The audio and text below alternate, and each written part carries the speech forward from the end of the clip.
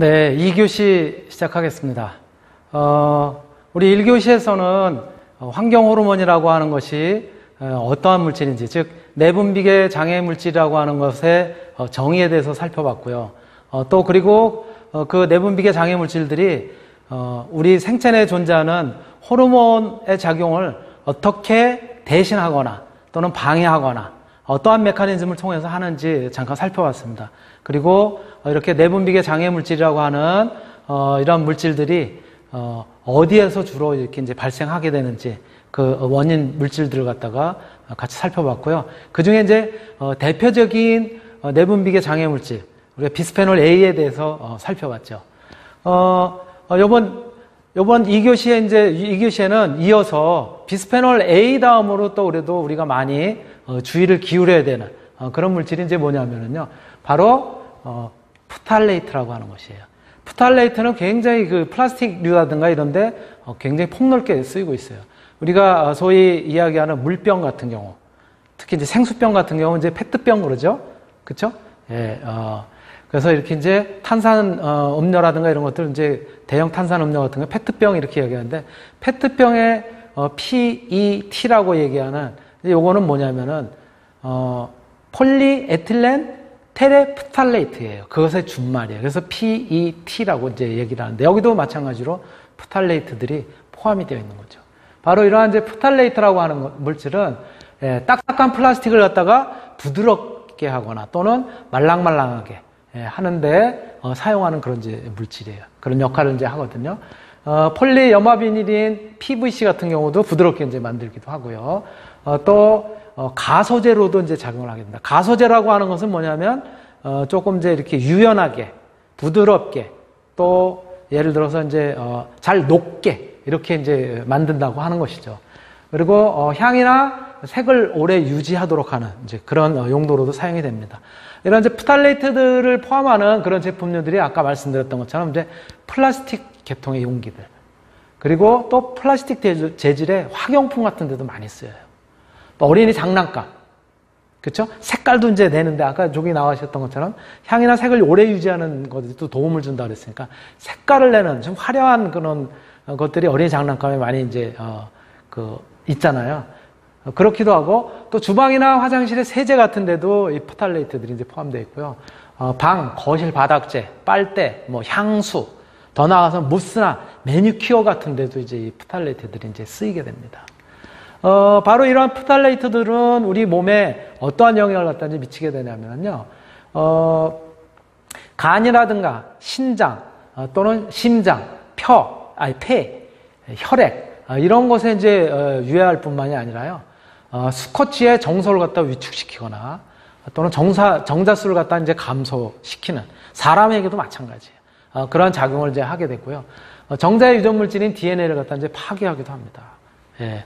그래서 외국 같은 경우에는 성인들의 이제 정액을 갖다 채취를 해서 정상적인 정자의 수를 갖다가 이제 이렇게 측정을 해봤더니 훨씬 최근에 환경오염이 많이 되어 있고 그런 물질에 많이 노출된 사람일수록 정자 수가 줄어들고 또 굉장히 기능을 갖다가 제대로 못하는 그런 경우가 많았다고 해요. 또 생식 독성을 일으키고 아토피라든가 학습, 그리고 행동장애 이런 것들도 보고가 되고 있고요. 미국 환경보호청에서는 이 프탈레이트 중에 하나로 지금 우리가 얘기하고 있는 DEHP라고 하는 이 물질 같은 경우는 사람에게 암을 일으킬 수 있는 유력한 물질이다 라고 이렇게 이제 분리를 하고 있어요. 그래서 이런 프탈레이트들이 이제 쓰여서 만들어진 그런 이제 제품들이 조금 전에 말씀드렸던 것처럼 이렇게 어린이 장난감, 그렇죠? 레고라든가 또 세제류, 빨대류, 또 향수라든가, 그렇죠? 이렇게 이제 매니큐어라든가 이런 데도 이제 많이 쓰고요. 우리 그 바닥재라든가 이런 데도 쓰이고 굉장히 다양한 곳에 이제 쓰이고 있습니다. 바로 이러한 이제 프탈레이트들, 특히 어린이들이 이제 주의를 기울여야 될 그런 물질들인 거죠. 영상 한번 보시겠습니다. 내일 어린이날을 맞아서 아이들 선물로 옷이나 장난감 많이들 구매하실 텐데요. 자칫 선물을 사줬다가 유해물질 덩어리를 안겨주는 꼴이 될 수 있겠습니다. 일부 장난감에서 납이 기준치보다 570배 넘게 검출됐습니다. 황정호 기자가 보도합니다. 어린이날을 앞두고 대형마트는 선물 고르는 고객들로 붐빕니다. 어린이날 맞이해서 아이 선물 사러 왔는데 아무래도 옷이나 이렇게 장난감 같은 거를 찾게 되더라고요. 일부 장난감이나 아동복에서 기준치를 훨씬 넘긴 유해물질이 검출됐습니다. 국가기술표준원 조사 결과 한 보드게임 말에서 납이 기준치보다 570배 넘게 나왔습니다.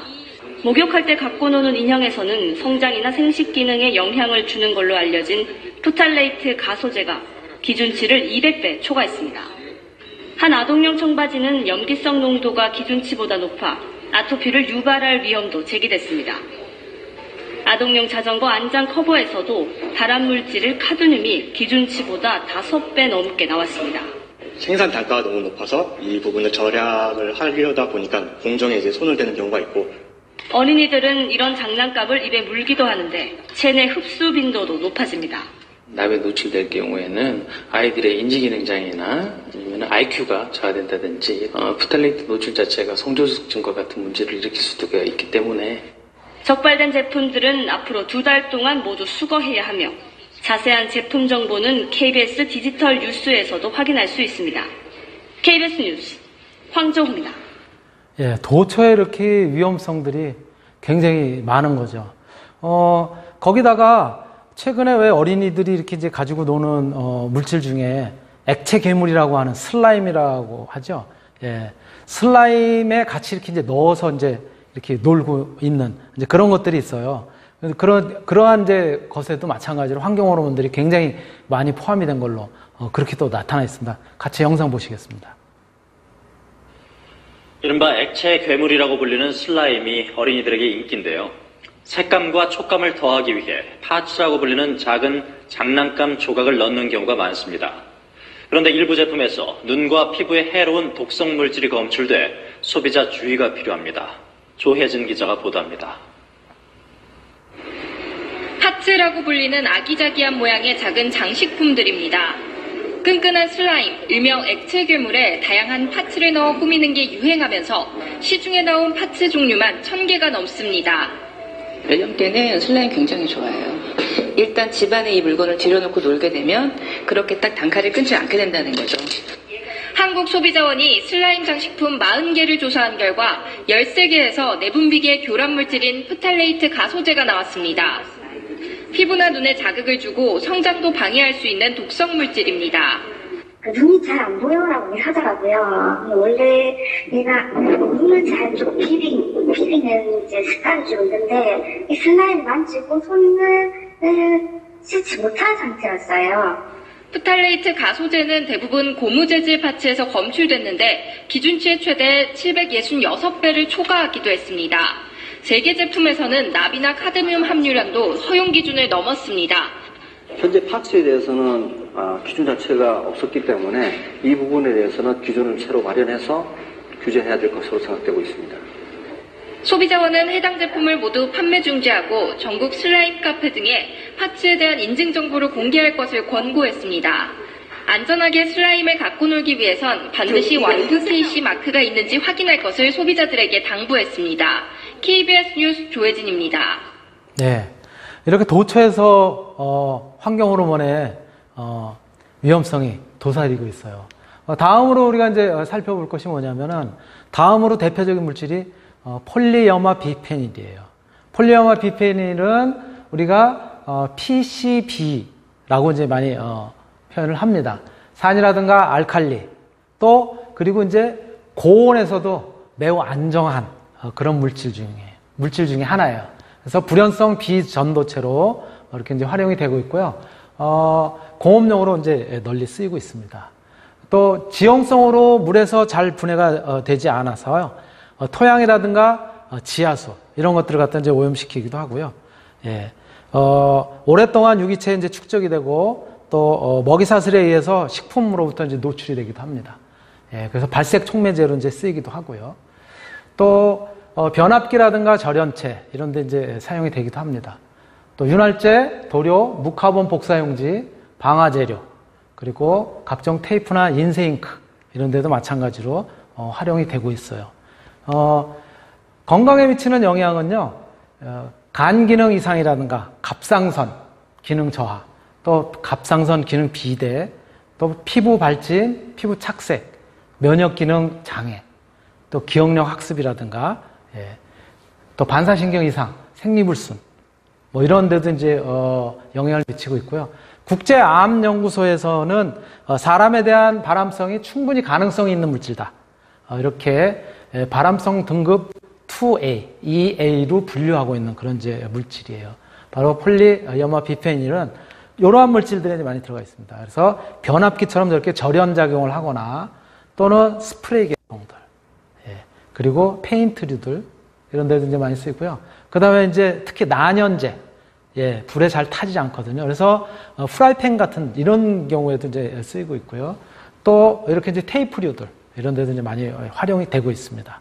자, 요 폴리염화 비페닐에 대한 난연제라든가 또 우리가 많이 쓰는 그런 이제 프라이팬에도 이제 쓰이고 있다는 영상 같이 한번 보실게요. 가정이나 음식점에서 요리할 때 음식이 눌러붙지 않아 많이 사용하는 게 코팅 프라이팬입니다. 쓰다 보면 코팅이 벗겨지거나 가열되면서 일부가 떨어져 나가기도 합니다. 이때 PFOA라는 과불화 화합물이 배출됩니다. 체내에 흡수되면 쉽사리 배출되지 않는 특성이 있습니다. 동물 실험 결과 암을 유발하고 내분비계를 교란하는 것으로 드러나면서 세계적으로 연구가 진행 중인 물질입니다. 호르몬 교란이 특히 심각한데 산모는 물론 태아에게도 영향을 미칩니다. 실제로 코팅 프라이팬 19개 가운데 7개에서 과불화 화합물이 배출되기도 했습니다. 이 때문에 미국에서는 가능하면 사용을 절제하거나 대체 제품 사용을 공고하고 있습니다. 하지만 우리나라는 조사가 충분하지 않다는 이유로 특별히 규제하지 않고 있습니다. 전문가들은 코팅 프라이팬 대신 다소 불편하더라도 스테인리스 팬을 사용할 것을 공고합니다. 또 기름을 사용해 볶는 것보다 가능한 한 삶고 튀김을 하더라도 반복해서 식용유를 사용하지 않는 게 좋다고 조언합니다. YTN 최재민입니다. 네, 그 다음에 대표적인 내분비계 장애 물질로 우리가 벤조피렌을 들 수가 있어요. 이 벤조피렌이라고 하는 물질은 이 물질은 잔류기간이 길고 또 독성이 굉장히 강합니다. 예. 그래서 크게 이제 문제가 되고 있는 건데요. 이 벤조피렌은 어디에서 많이 배출이 되냐면은 자동차의 배기가스들, 특히 디젤 엔진 같은 경우에 이제 많이 배출이 되고요. 또 목재를 갖다 연소시키거나 또 이제 콜타르 이런 데서도 이제 마찬가지 배출이 됩니다. 더불어서 공장에 물질을 갖다 이제 어떤 물질을 갖다 연소시키고 나서 공장에서 연소시키고 나서 이제 그 배출가스 태온 연기를 갖다가 이제 배출하잖아요. 그런 데 많이 포함이 되어 있어요. 그러다 보니까는 우리 아궁이 같은 데에서 목재를 갖다 태우고 나서도 마찬가지로 이러한 이제 벤조피렌이라고 하는 물질이 이제 배출이 되고요. 또 담배 연기 같은 데도 굉장히 많이 포함이 되어 있습니다. 예, 담배 연기는 이 벤조피렌뿐만이 아니라 이 다이옥신류 같은 경우도 담배 연기에 많이 포함이 되어 있어요. 그래서 뭐 여러분들 중에도 담배를 피우고 그러는 학생들이 있겠지만은 가능하면 담배를 줄이거나 아니면은 이제 끊는 것이 여러분들 건강을 위해서도 굉장히 좋습니다. 그리고 또 우리가 이제 발암물질로서 뭐 이렇게 많이 예를 드는 것 중에 하나가 이제 고기를 갖다 구워 먹을 때 태운 고기를 갖다 먹지 말라, 탄 고기를 갖다 먹지 마라라고 얘기를 하는데요. 바로 불에 탄 고기류들 이런 데에도 마찬가지로 벤조피렌들이 많이 포함이 되어 있습니다. 예. 또 더불어서 이제 훈연식품들, 예. 이제 훈제 소세지라든가 이런데 또 뭐 예를 들어서 이제 그 바베큐하고 예. 이런 데도 이제 많이 포함되어 있죠. 건강에 미치는 영향을 보면은 태아나 어린이, 성인에게서 이제 DNA와 결합물을 갖다 생성을 함으로써 염색체 복제 시에 이제 오류를 갖다 일으키기도 해요. 염색체 복제하는 과정에서 오류를 갖다 일으키게 되니까는 이제 기형아 출생도 이렇게 이제 하게 되는 거고요. 또 DNA 변화를 갖다 일으켜서 난자나 정자수를 갖다 이제 감소시키고 하는 그런 이제 보고들도 있습니다. 또 성인의 경우에는 이 단기간 다량 노출했을 경우에는 적혈구를 갖다 이제 손상시키는 그런 이제 사례도 이제 나타나고 있고요. 그래서 빈혈을 일으키기도 하고, 또 만성 노출 시에는 이제 피부 발진이라든가, 또는 햇빛에 대한 어떤 민감성, 또 알러지, 이런 것들도 이제 일으키고요. 눈 자극이나 백내장 같은 경우, 이런 이제, 것들도 유발하는 것으로, 그렇게 지금 이제 보고가 되고 있습니다. 국제암연구소에서는, 바로 이 벤조피렌, 요 물질을 가지고 인체의 바람이 가장 확실한 물질이다. 라고 이야기를 하고 있습니다. 그러니까 이제 태운 고기 먹지 말아야 될 것 같아요. 그죠? 그래서, 가장 확실한 물질은 이제 그룹, 1로 이제 지정을 하고 있는데요. 바로 그룹 1에 포함이 되는, 그런 물질이에요. 이 벤조피렌이라고 하는 것이. 그래서 그림에도 보시는 것처럼 저렇게 이제, 훈제 식품들, 훈제 오리 또는 뭐, 훈제 고기들, 그죠? 예, 뭐, 이런 것들에 이제 포함이 되어 있고요. 그 다음에 말씀드렸던 것처럼 목재를 태우거나, 목재도 순수한 목재를 태우는 경우는 좀 덜한데, 최근에는 이제 방부 처리를 하느냐고, 이제 그런 목재들의 이제 방부제들이 많이 포함되어 있기도 하잖아요. 그래서 그런 데는 더 많다는 거예요. 예, 이 벤조피렌이. 그리고 말씀드렸던 것처럼 담배. 담배용에 많이 포함되어 있습니다. 그리고 우리 고기.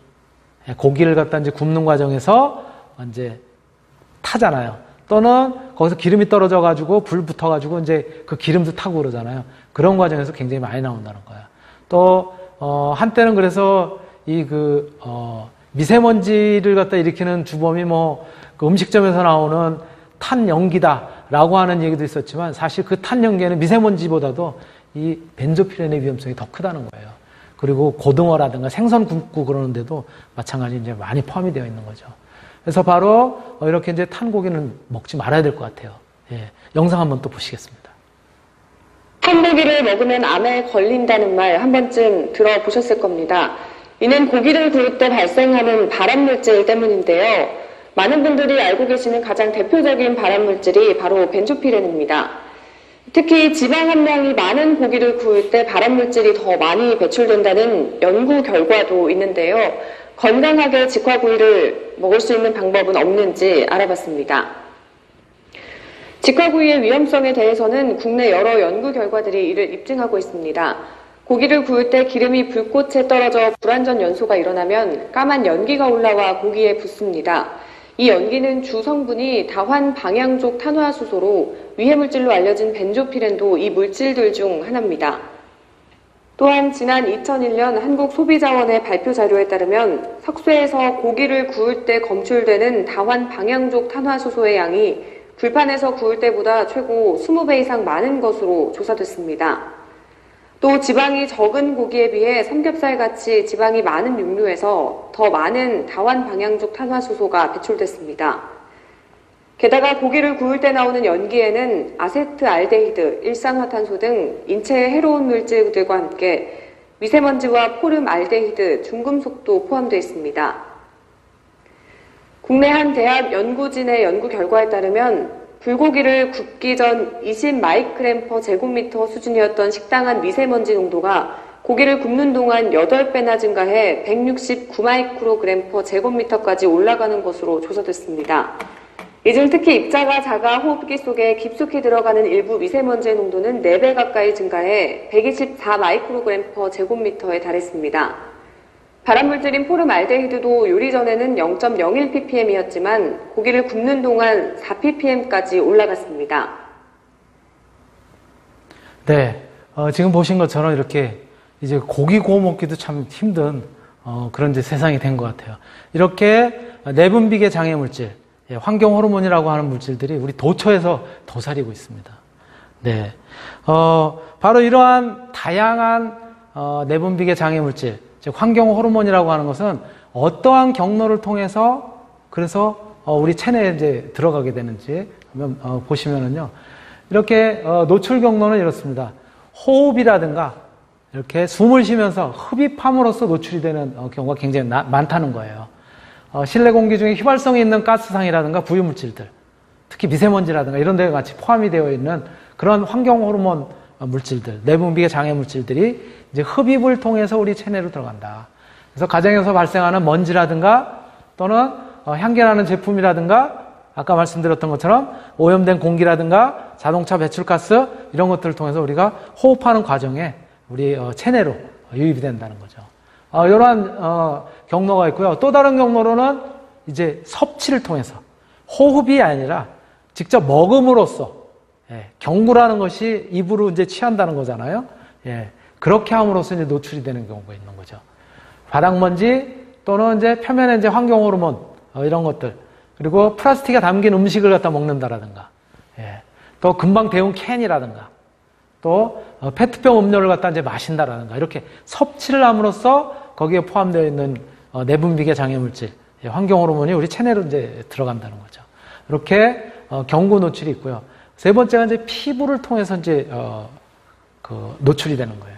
즉 제품의 직접적인 접촉. 아까 비스페놀 A처럼 영수증이라든가 이런 것들을 갖다 이제 만졌을 때 우리 피부를 통해서 이제 우리 체내 흡수가 될 수 있다고 그랬잖아요.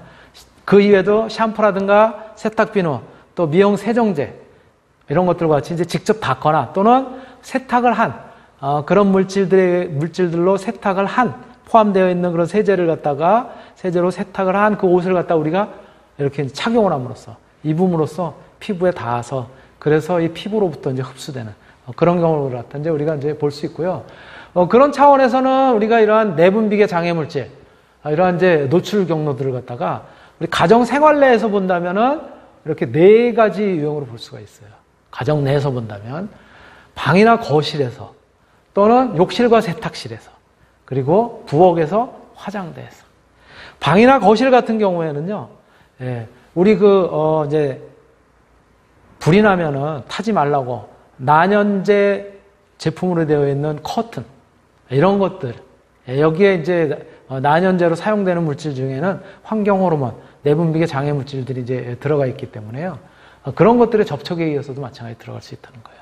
그리고 오랫동안 이게 이제 햇빛하고 접촉이 되니까 조금씩 분해되면서 공기 중에 흩어진다라든가 이래가지고도 우리 호흡기를 통해서 들어갈 수 있어요. 그래서 그리고 또 중금속이라든가 이런 것들이 이제 마찬가지. 그래서 중금속 프탈레이트들이 그렇게 이제 커튼이라든가 이런 것을 통해서 들어올 수 있고요. 또 브롬을 포함하는 이제 계통의 그런 어떤 이제 난연제들 이런 것들은 이제 가구에도 마찬가지 이제 있을 수 있고요.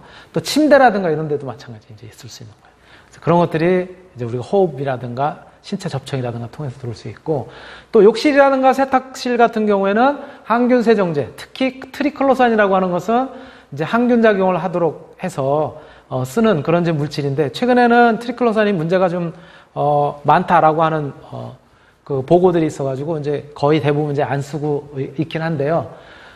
그래도 이제 방향제 같은 데 들어가 있는 프탈레이트들 또 치약류에 들어가 있는 이제 파라벤류라든가 또 샴푸나 린스 같은 데 들어가 있는 파라벤류들, 프탈레이트들 이런 것들이 결국은 우리가 이제 세정하는 과정에서 피부에 묻게 되고 그쵸? 체내로 이제 들어오게 되죠.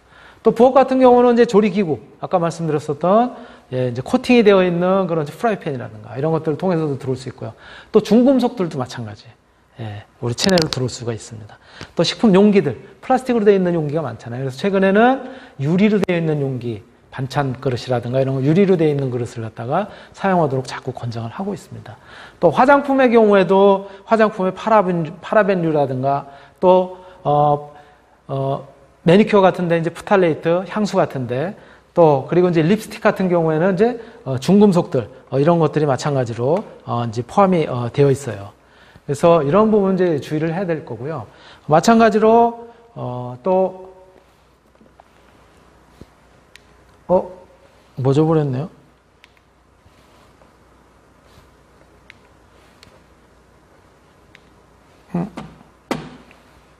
네. 그리고 생활성 이제 내분비계 장애 물질을 줄이는 방법으로는 크게 우리가 3단계로 보고 있습니다.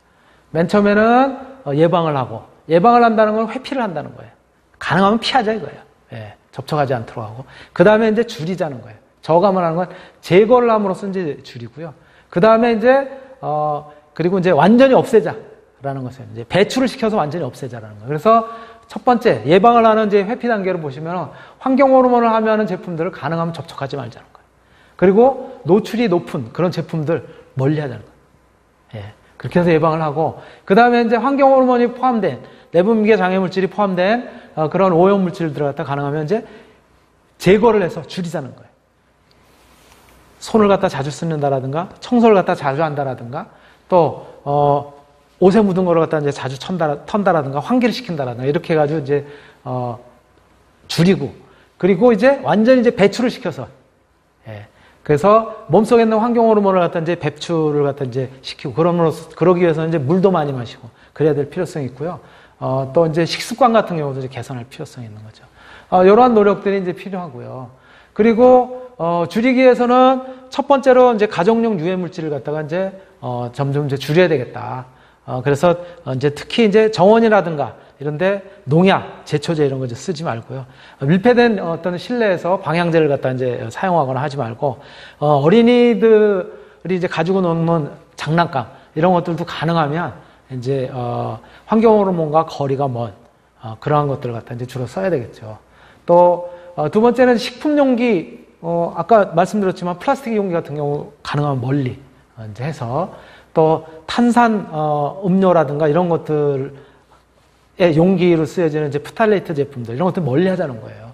예, 또 합성수지 이런 것들 멀리하고, 알루미늄 호일이라든가 또 캔류 이런 것들 가능하면 통조림들 이런 건 이제 쓰지 말고 그대로 유기농 제품으로 사다가 그래서 이제 섭취할 수 있도록, 그리고 농산물 포장 이런 것들도 가능하면 포장을 빨리 뜯어서 그래서 이제 그런데 노출되는 것들 갖다 이제 줄이기로 하고요. 그리고 유아용품 같은 경우도 이제 환경 호르몬들, 특히 이렇게 젖병이라든가 어린이들이 이제 사용하는 그런 것들은 너무 많이 젖병 같은 경우는 이제 소독하기 위해서 많이 끓이잖아요. 그런 거 조심하라는 거예요. 또 우리가 뭐 CU라든가 이런데 이제 가가지고 컵라면 이런 거 이제 사 먹잖아요. 그런 것도 전자레인지로 돌리잖아요. 이게 굉장히 위험하다는 거예요. 이런 것도 가능하면 높은 온도에서 그런 플라스틱들이 노출되지 않도록 그렇게 이제 할 필요성이 있고요. 중금속들, 특히 수은이라든가 납과 같은 이런 것들이 이제 많이 포함되어 있는 그런 물질들, 페인트 같은 경우가 이제 그럴 수 있거든요.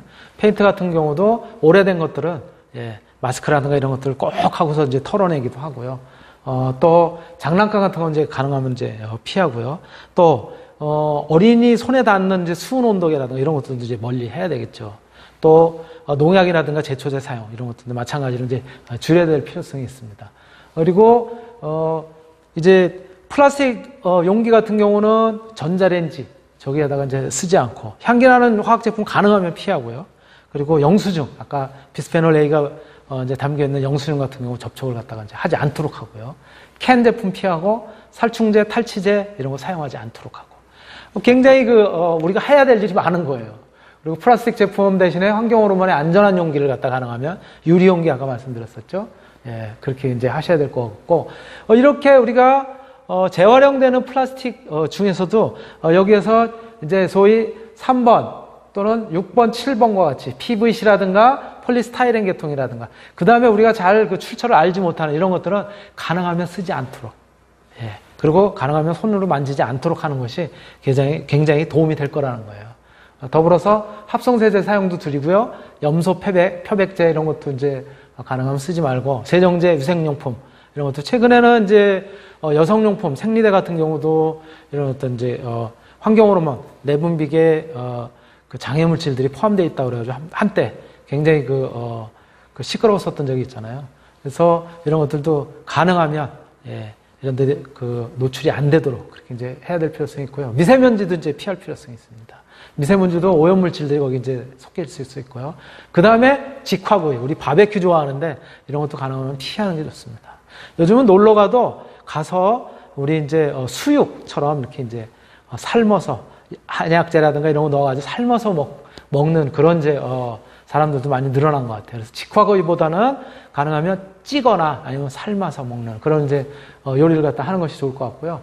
또 KC 마크나 친환경 마크를 갖다가 받은 그런 제품들을 갖다 사용하는 것이 우리가 좀 더 내분비계 장애 물질 이런 것들로부터 피하는 그런 지름길이라고 할 수가 있습니다. 오늘은 여러분들하고 이제 내분비계 장애 물질이라고 하는 환경 호르몬에 대한 폐해라든가 그런 이제 우리 몸에 어떻게 우리 흡입이 되고 또 우리가 어떻게 노출이 되는지 또 그 작용이 무엇인지 또 어떠한 물질들이 있는지 다양하게 이제 검토를 해봤습니다. 오늘 강의는 여기서 마치도록 하겠습니다. 네.